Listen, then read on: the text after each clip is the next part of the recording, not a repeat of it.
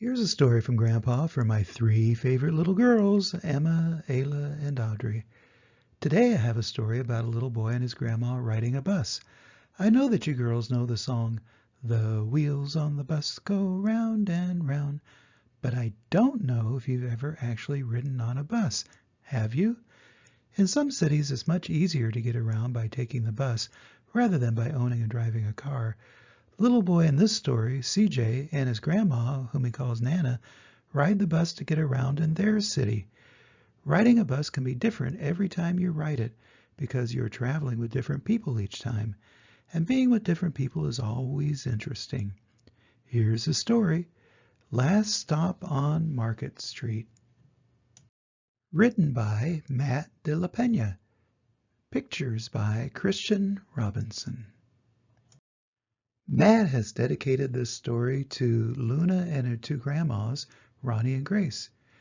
Christian has dedicated this story to Nana. CJ pushed through the church doors, skipped down the steps. The outside air smelled like freedom, but it also smelled like rain, which freckled CJ's shirt and dripped down his nose. He ducked under his Nana's umbrella, saying, "How come we gotta wait for the bus in all this wet?" "Trees get thirsty too," his Nana told him. "Don't you see that big one drinking through a straw?" CJ looked for a long time, but he never saw a straw. From the bus stop, he watched water pool on flower petals, watched rain patter against the windshield of a nearby car. His friend Colby climbed in, gave CJ a wave, and drove off with his dad. "Nana, how come we don't got a car?" "Boy, what do we need a car for? We got a bus that breathes fire, and old Mr. Dennis, who always has a trick for you." The bus creaked to a stop in front of them. It sighed and sagged, and the doors swung open. "What's that I see?" Mr. Dennis asked. He pulled a coin from behind CJ's ear, placed it in his palm. Nana laughed her deep laugh and pushed CJ along. They sat right up front. The man across the way was tuning a guitar. An old woman with curlers had butterflies in a jar. Nana gave everyone a great big smile and a good afternoon. She made sure CJ did the same. The bus lurched forward and stopped, lurched forward and stopped.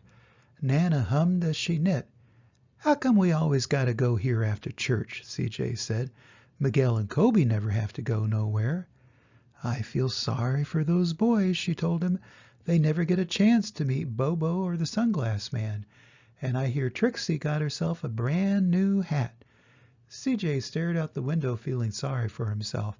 He watched cars zip by on either side, watched a group of boys hop curbs on bikes. A man climbed aboard with a spotted dog. CJ gave up his seat. "How come that man can't see?"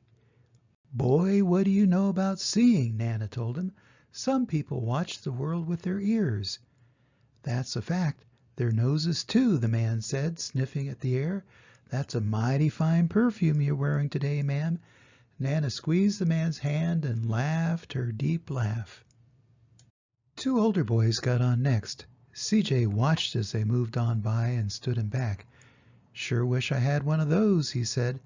Nana set down her knitting. "What for? You got the real live thing sitting across from you. Why don't you ask the man if he'll play us a song?" CJ didn't have to. The guitar player was already plucking strings and beginning to sing. "To feel the magic of music," the blind man whispered, "I like to close my eyes." Nana closed hers too. So did CJ and the spotted dog. And in the darkness, the rhythm lifted CJ out of the bus, out of the busy city. He saw sunset colors swirling over crashing waves, saw a family of hawks slicing through the sky, saw the old woman's butterflies dancing free in the light of the moon. CJ's chest grew full, and he was lost in the sound, and the sound gave him the feeling of magic.